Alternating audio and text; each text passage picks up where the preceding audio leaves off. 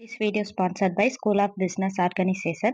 இந்த company government அப்ரூவலோட ரொம்ப ஜென்யூனா நடந்துட்டு இருக்க ஒரு கம்பெனி. இதுல யாரு வேணாலும் சேர்ந்துக்கலாம். இதுல ஜாயின் பண்ணி நிறைய பேர் இப்ப ஏர்ன் பண்ணிக்கிட்டு இருக்காங்க. எஸ்பிஓ மூலியமா ஏர்ன் பண்றது மட்டும் இல்லாம நம்மளோட நாலேஜை இம்ப்ரூவ் பண்றதுக்கு அவங்க ஒரு ஆப்பர்ச்சுனிட்டி கொடுக்குறாங்க. காலேஜ் ஸ்டூடெண்ட்ஸ், ஹோம் மேக்கர் இல்லை எனி ஜாப் எதில் இருந்தாலும் சரி, கொஞ்ச நேரம் தான் இதில் ஒர்க் இருக்கும். ஸோ ஜாயின் பண்ணி ஏர்ன் பண்ணணும்னு நினைக்கிறவங்க இதில் கொடுத்துருக்க நம்பருக்கு கால் பண்ணி டீட்டெயில்ஸ் கேட்டுக்கோங்க. ஸ்க்ரீனில் நம்பர் தரேன். எப்போ கால் பண்ணாலும் உங்களுக்கு ஃபுல் டீட்டெயில்ஸும் சொல்லிடுவாங்க.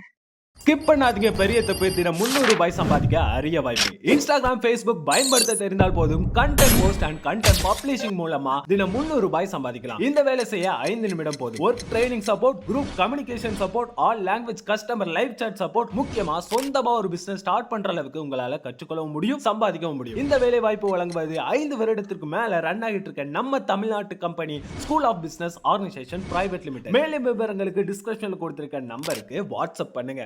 ஹாய் ஃப்ரெண்ட்ஸ், வெல்கம் டு உணவில் மருந்து. இன்றைக்கி நம்ம பார்க்க போகிறது கம்பு. கம்புனா என்ன, அது எங்கெங்கே இருக்குது, அதோட சத்துக்கள் எங்கெங்கே விளையக்கூடியது அப்படிங்கிறத நம்ம இந்த வீடியோவில் பார்க்கலாம். வாங்க ஃப்ரெண்ட்ஸ், வீடியோக்குள்ளே போகலாம். ஃபஸ்ட்டு கம்புனா என்னங்கிறத பார்த்துடலாம். கம்பு என்பது ஒரு தானியமாகும். இது ஒரு புன்சை நிலப்பயிர். கம்பு இந்தியாவில் தான் அதிகமாக உற்பத்தி செய்யப்படுது. இதோட விளைச்சல் காலம் 3 முதல் 4 மாதம் வரை.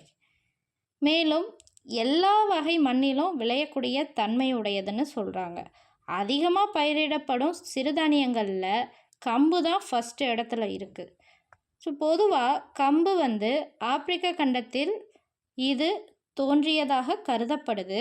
ஏறத்தாழ 40க்கும் மேற்பட்ட நாடுகளில் விளைந்து அதை உணவுப் பொருளாக பயன்படுத்தப்பட்டு வருகிறதுன்னு ஆராய்ச்சியில் சொல்கிறாங்க. இப்போ உணவுப் பொருளாக மட்டும் இல்லாமல் கால்நடைக்கு தீவனமாகவும் எரிபொருளாகவும் பயன்படுத்தப்பட்டு வருகிறது.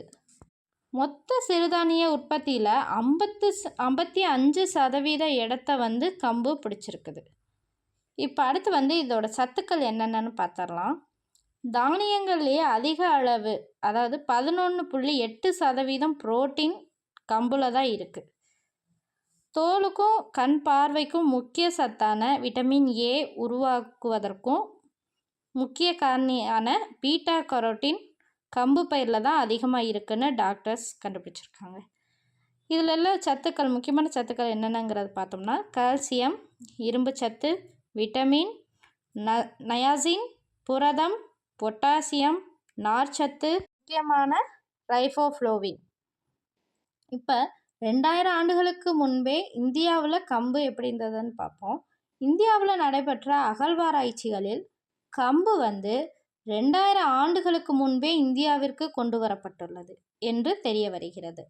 இதில் முக்கியமானதுன்னு பார்த்தா கம்பு பயிர் வறட்சியையும் தாங்கி கொண்டு வளரக்கூடியது தான்.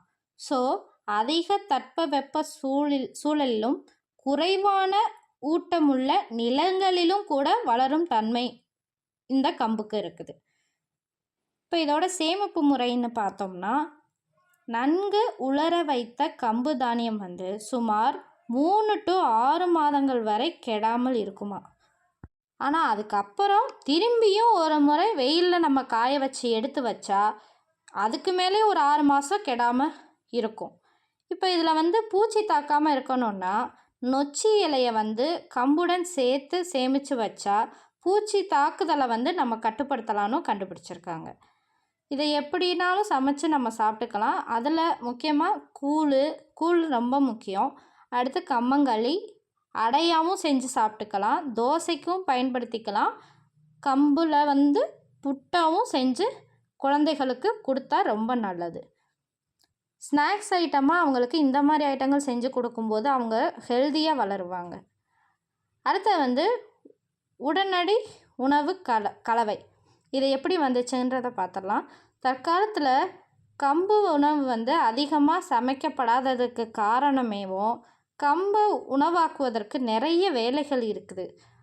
அதை அரைக்கணும், இல்லை ஊற வச்சு அரைக்கணும், இந்த மாதிரி ஏகப்பட்ட வேலைகள் இருக்குது. அதுக்கு அதிக நேரமும் படுது. இப்போ இருக்க காலகட்டத்தில் அதை அதிகமாக யூஸ் பண்ணுறது கிடையாது.